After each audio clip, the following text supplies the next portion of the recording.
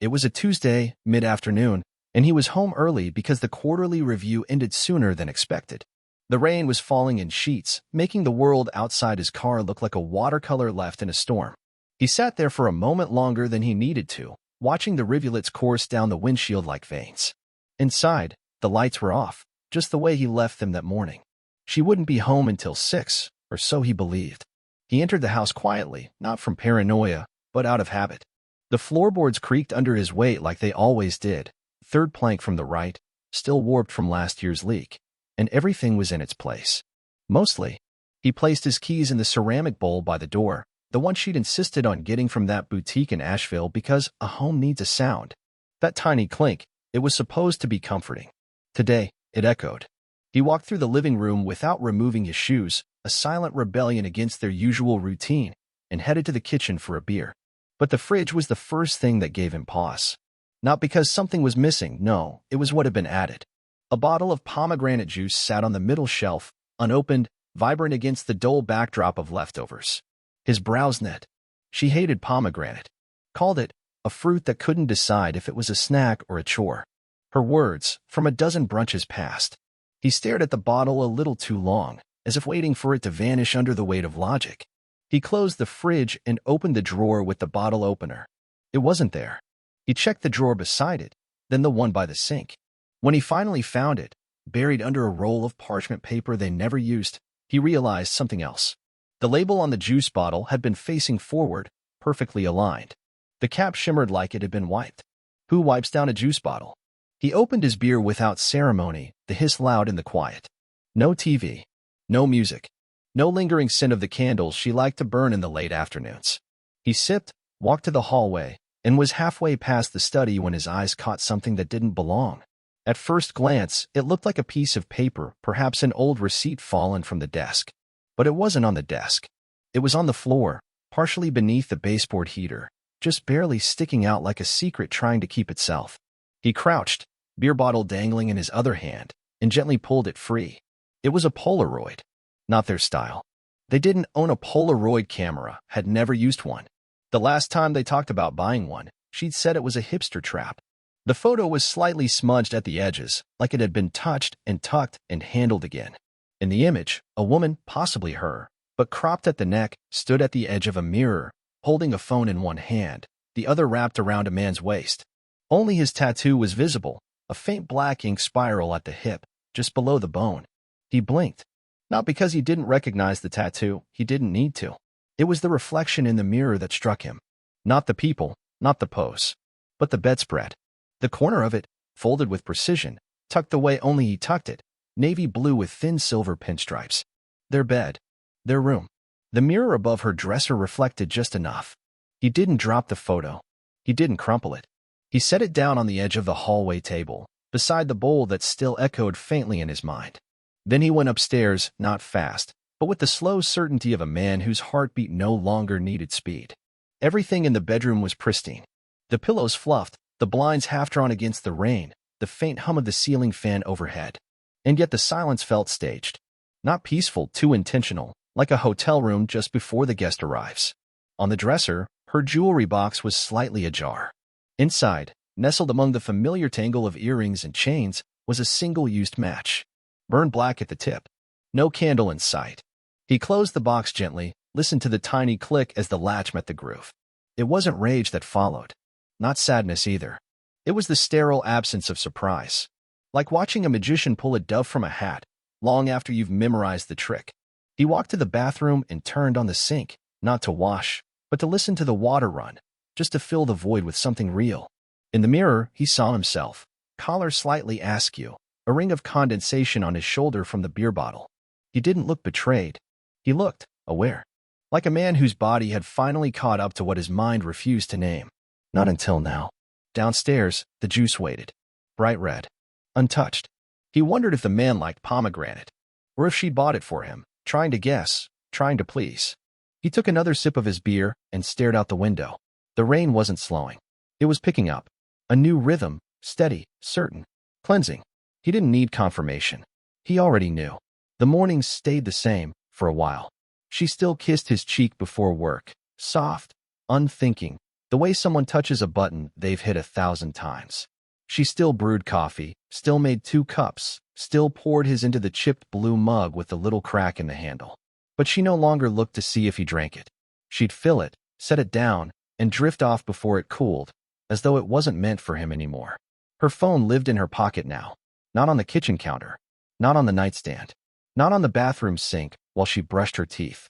Always in her hand, face down, or plugged in beside her on the couch.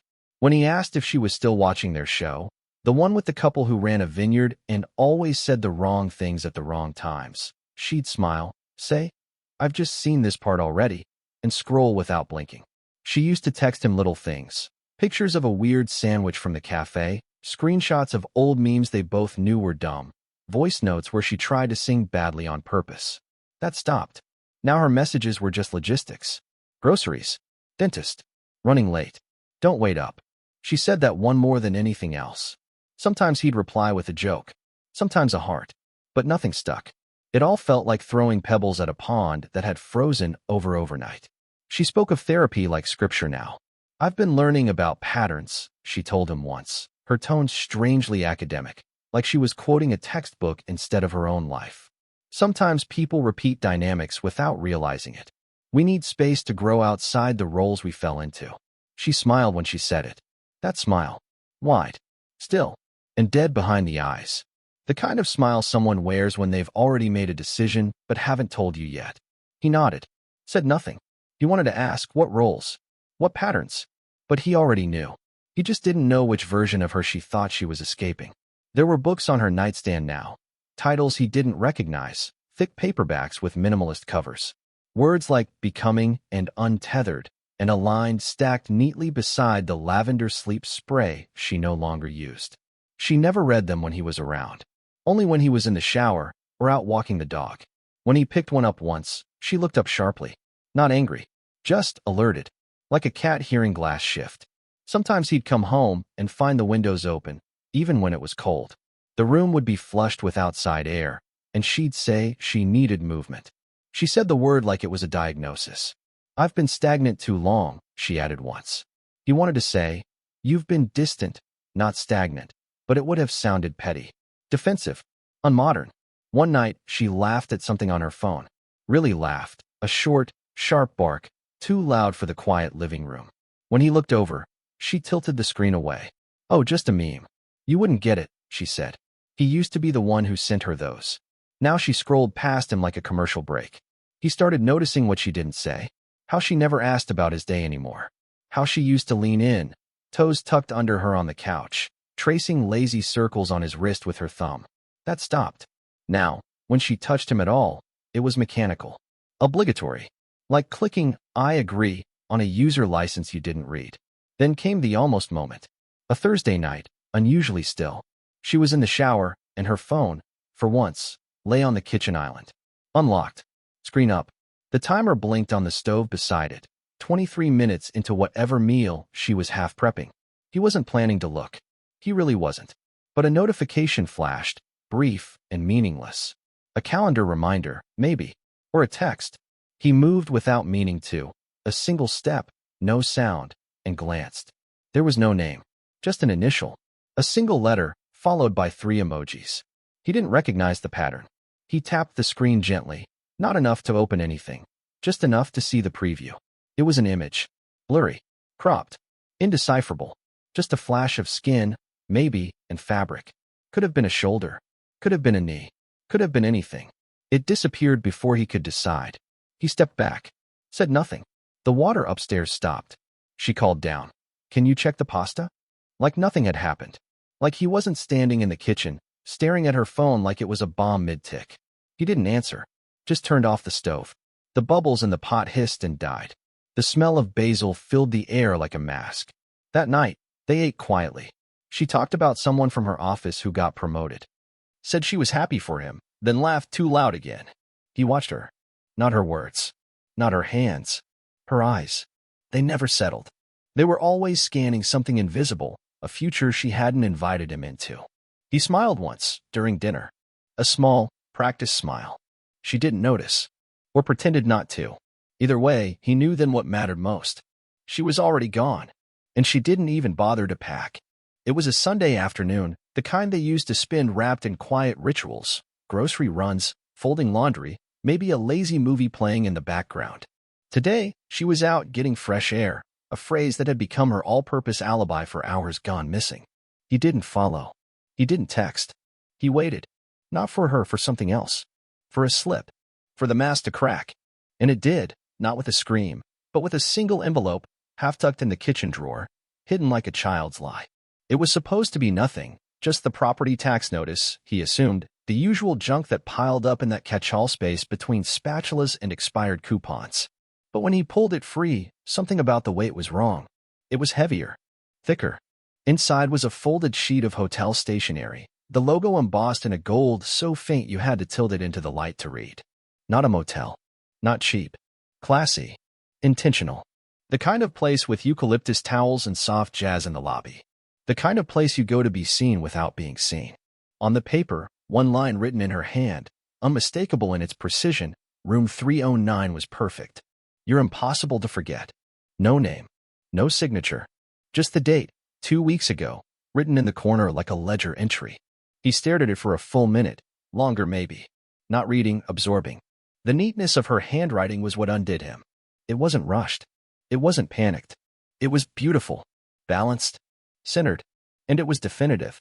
All the scattered moments, the half-lies, the turned phone, the laughter with no context, they snapped into place like a puzzle finally clicked shut.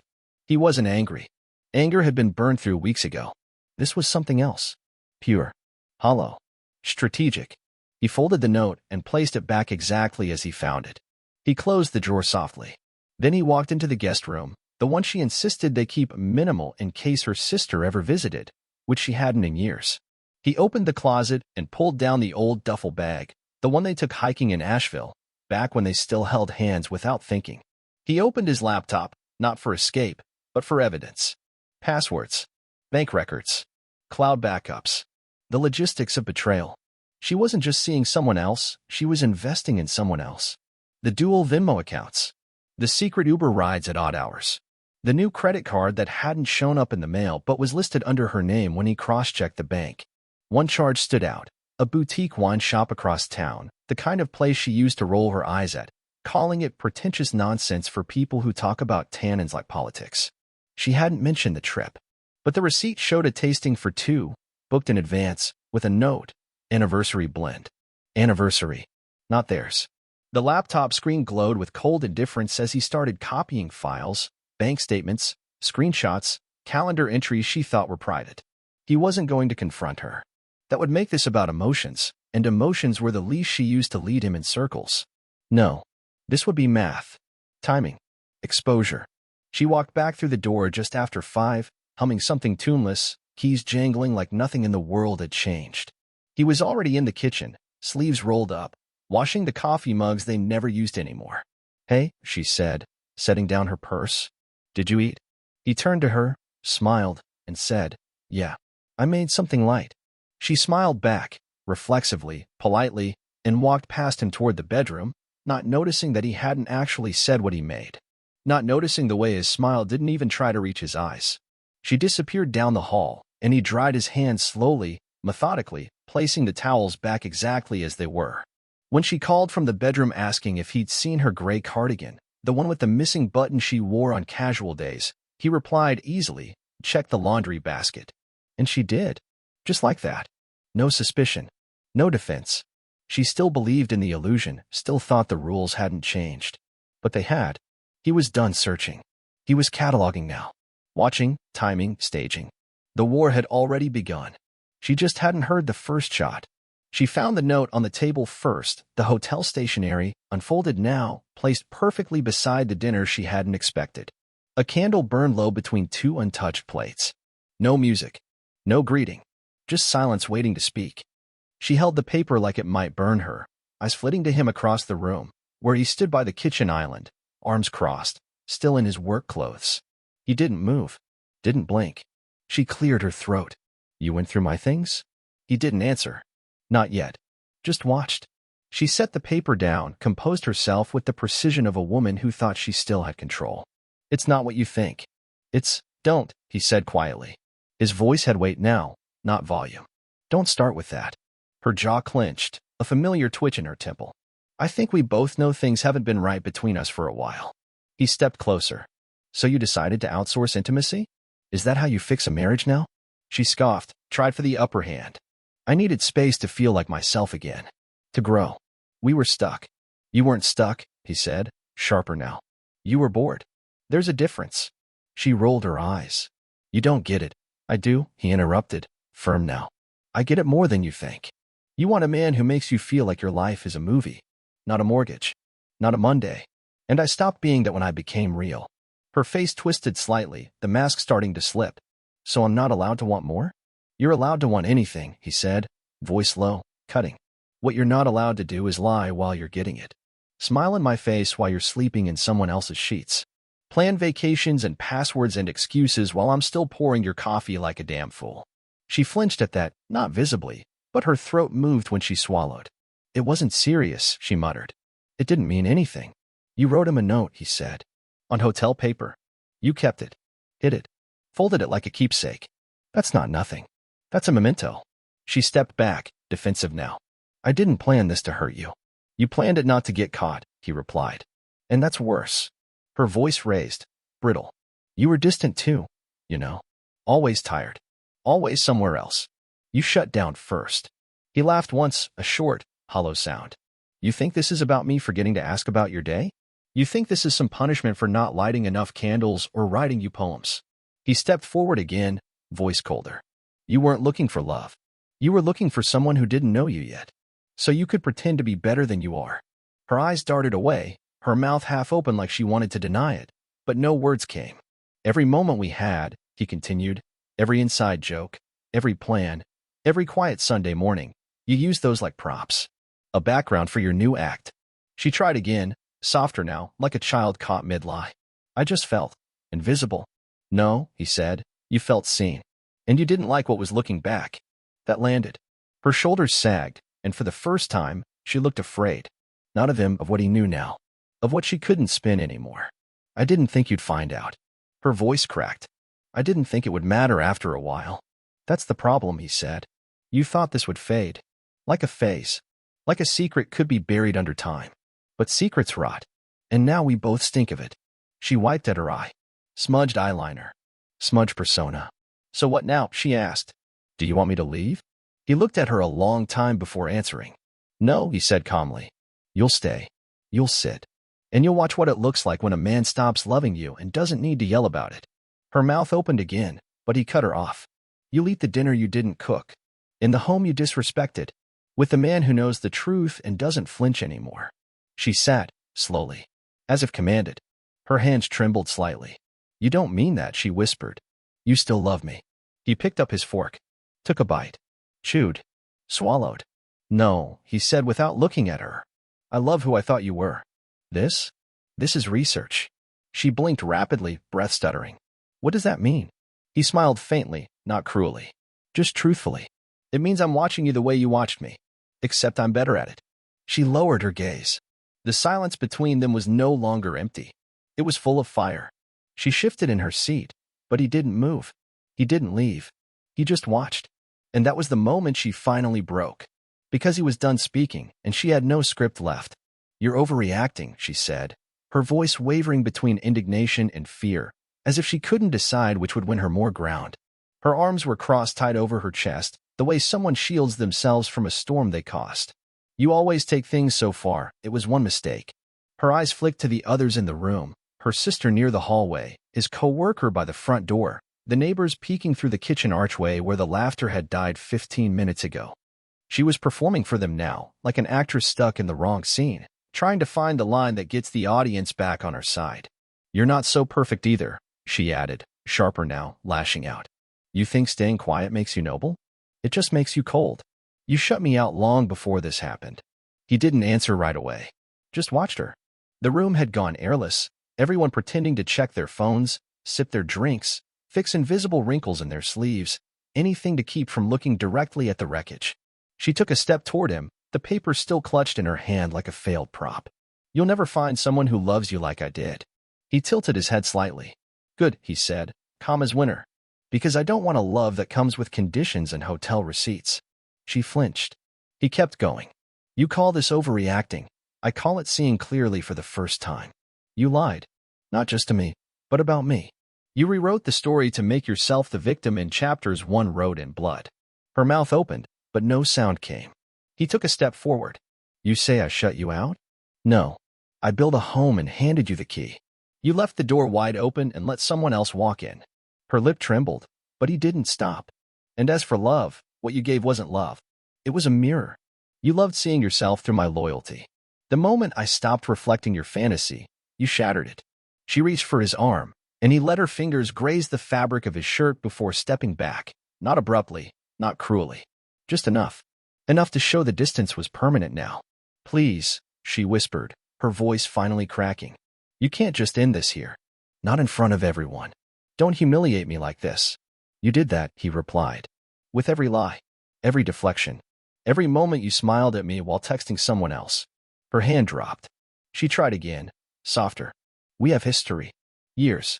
That has to mean something. He nodded once. It does. It means I won't spend one more year pretending you're someone you're not. She turned then, desperate, trying to reclaim control. Fine. Walk away. Throw everything away. But don't pretend you're innocent.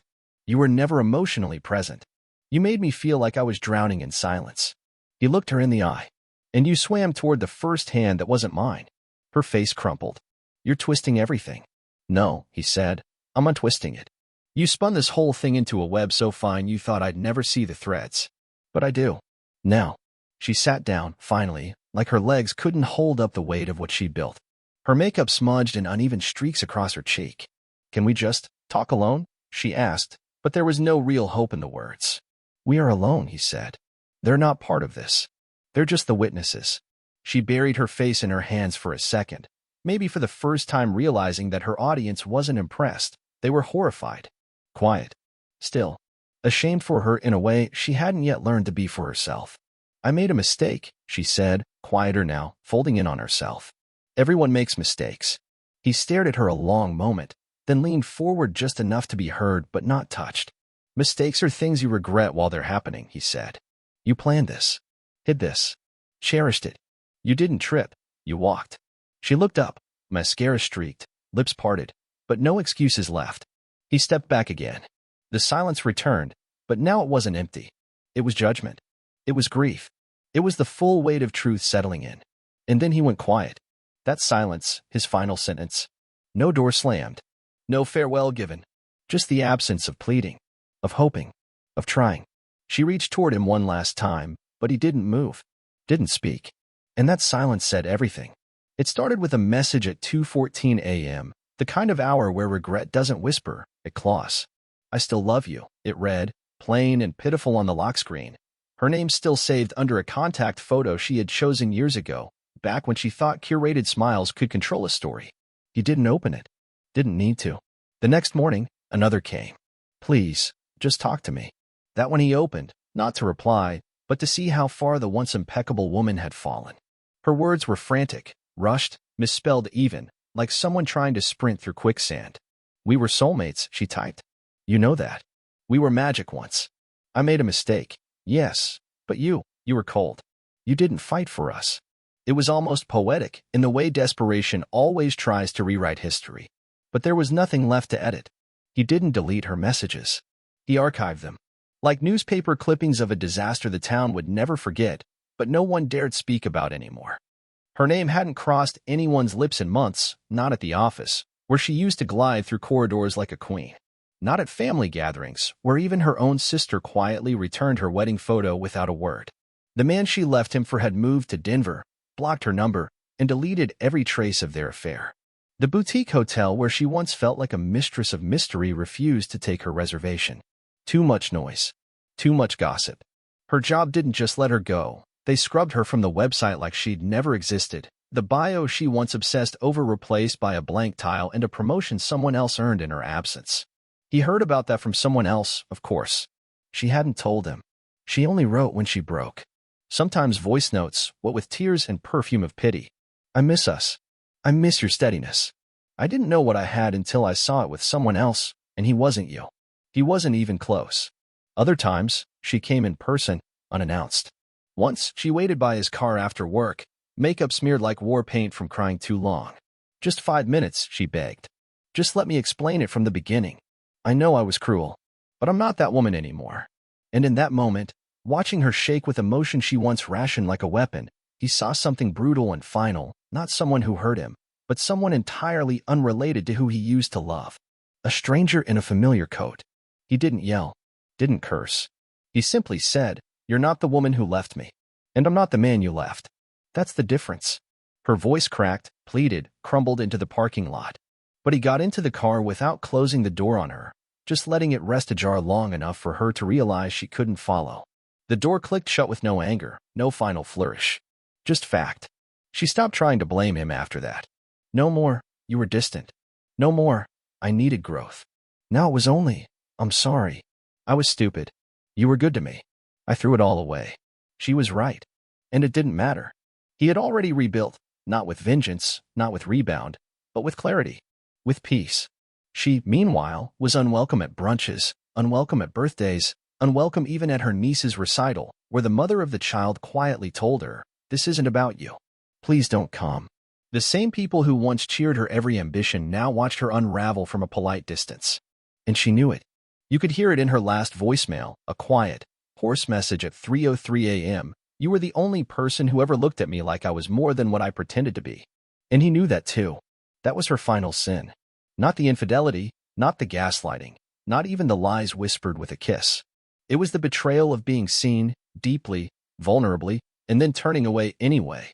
Now she was just a reflection with no mirror, a voice with no audience, a lesson etched into silence. He never blocked her. He didn't need to. The weight of being nothing to someone who once made you everything is punishment enough. Her name still flashes now and then. He reads. He never replies. Because she's not his ex-wife. She's not even his regret. She's just a stranger with access to old memories. Thanks for listening. Let me know where you're watching from and what you would have done if it were your wife.